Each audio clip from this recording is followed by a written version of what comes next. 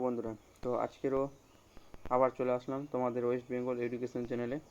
আজকের ক্লাস হচ্ছে তোমাদের সায়েন্সের সেট 2 নিয়ে। তো আমরা তবে বেশি কথা না বাড়িয়ে চলো ক্লাসটা স্টার্ট করি। আজকের ক্লাসটা কারণ বেশি ভিডিওটা বেশি বড় করতে চাই না, ক্লাসটা যেন তাড়াতাড়ি শেষ করে দিই, কারণ আবার জিকে সেটটাও আপলোড করতে হবে।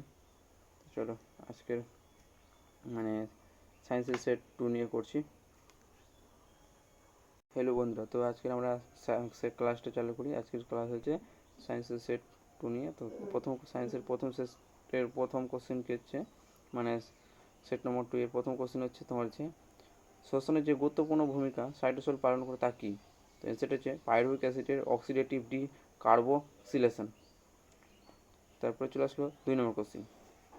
তো 2 নম্বর কোশ্চেনটা দেখো, দুটি বস্তু এ ও বি এর ভর যথাক্রমে M ও 5M একই সময় ধরে সমান বল এদের ওপর প্রয়োগ করা হলে তাদের কি হবে। তো অ্যান্সারটা হচ্ছে এ ও বি এর ভরবেগের সমান হবে।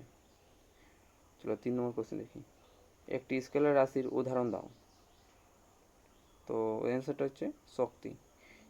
4 নম্বর কোশ্চেনে চলো এবার, নিউক্লিয় চুল্লিতে সংশ্লিষ্ট নিউক্লিয় বিক্রিয়া কী। তো অ্যান্সারটা হচ্ছে ফিশন বা বিভাজন। তো 5 নম্বর কোশ্চেন আছে, একটি ধাতব পাত থেকে একটি বৃত্তাকার অংশকে কেটে নেওয়া হলো, ধাতব পাতটিতে তাপ প্রয়োগ করলে বৃত্তাকার অংশের ব্যাস কী হবে। অ্যান্সারটা হচ্ছে বাড়বে। চলো পরবর্তী কোশ্চেনে যাই, 6 নম্বর কোশ্চেনে। 6 নম্বর কোশ্চেনটি কি আছে, 3 থেকে 5% পরিমাণ দিয়ে যে পদার্থ দিয়ে রবার উত্তপ্ত করার প্রক্রিয়াকে ভালকানাইজেশন বলে সেটি কি। সেটা হচ্ছে অ্যান্সারটা হচ্ছে গন্ধক। তো 8 নম্বর কোশ্চেন, কোনটি মূলবিহীন উদ্ভিদ। ঠিক আছে, সেরোটোফাইটোলাম, সেরোটোফাইলাম। চলে আসলাম নিচে 8 নম্বর কোশ্চেনে, নিচের কোনটি এন্ডোমিক উদ্ভিদ। তো অ্যান্সারটা হচ্ছে ফ্লোয়েনিক্স যে প্যালুডোসা। তো চললাম 9 নম্বর কোশ্চেনে। চলো পরবর্তী কোশ্চেন 9 নম্বরে। 9 নম্বর কোশ্চেন হচ্ছে ওয়াটসন ও ক্রিক কি আবিষ্কারের জন্য বিখ্যাত। ডিএনএ এর জন্য গঠন করে। ওয়াটসন ও ক্রিক কি আবিষ্কারের জন্য বিখ্যাত, সেটি হচ্ছে ডিএনএ গঠন করে। তো পরবর্তী কোশ্চেন ছিল 10 নম্বর কোশ্চেন, স্নায়ু কোষ সৃষ্টি হয় এক্সাইনিক কোন স্তর থেকে। তো হচ্ছে অ্যাক্টোডার্ম। তারপরে চলে আসলাম 11 নম্বর কোশ্চেন, খালি চোখে দেখা যায় এরকম কোষের সাইজ কত, হচ্ছে 1000 মাইক্রন। 12 নম্বর কোশ্চেন, কোন যৌগ মাধ্যমে হচ্ছে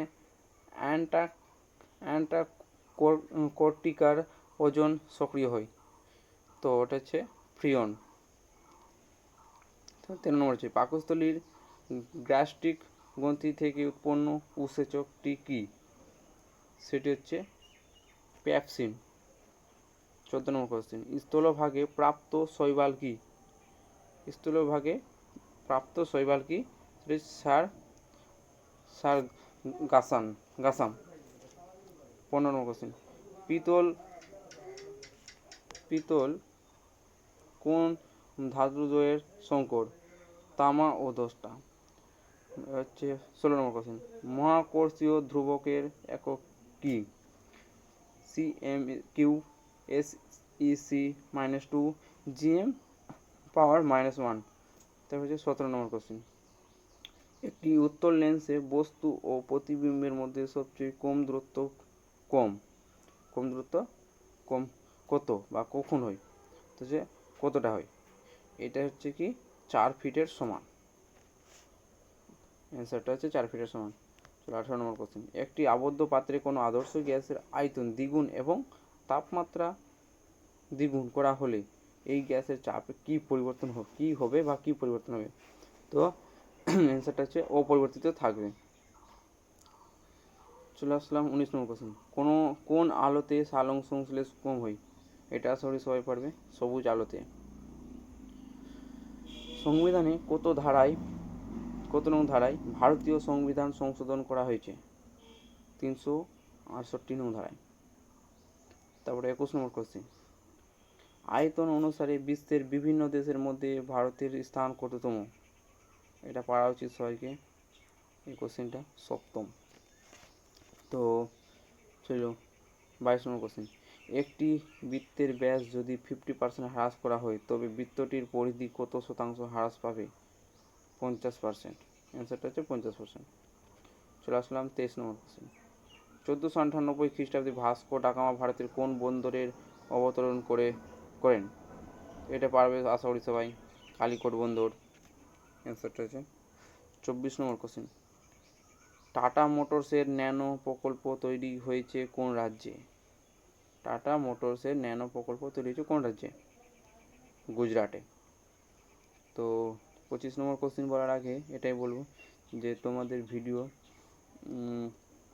আমি তো প্রতিদিন দিচ্ছি, তো তোমরা এখনও পর্যন্ত যারা আমার চ্যানেল সাবস্ক্রাইব করেনি তো এখনও সাবস্ক্রাইব করে নাও, কারণ পরবর্তী ভিডিও তোমরা যখন আমি আপলোড করবো নোটিফিকেশান পেয়ে যাবে। আর ক্লাসটা যদি ভালো লাগে তো লাইক করো। তো আর চলো বেশি কথা না বাড়িয়ে আজকে আবার শেষের কোশ্চেনটা দেখি। তো শেষের কোশ্চেনটা হচ্ছে 25 নম্বর। 25 নম্বর কোশ্চেন হচ্ছে কি, পরিব্রাজক কার রচনা? স্বামী বিবেকানন্দ। তো আজকের কোশ্চেন এতটুকুটাই, আমরা ডেলি 25টা করে কোশ্চেন করবো বলেছিলাম। তো আজকের ক্লাসটা সেখানেই শেষ করছি, তো পরবর্তী ক্লাসে আবার দেখা হবে।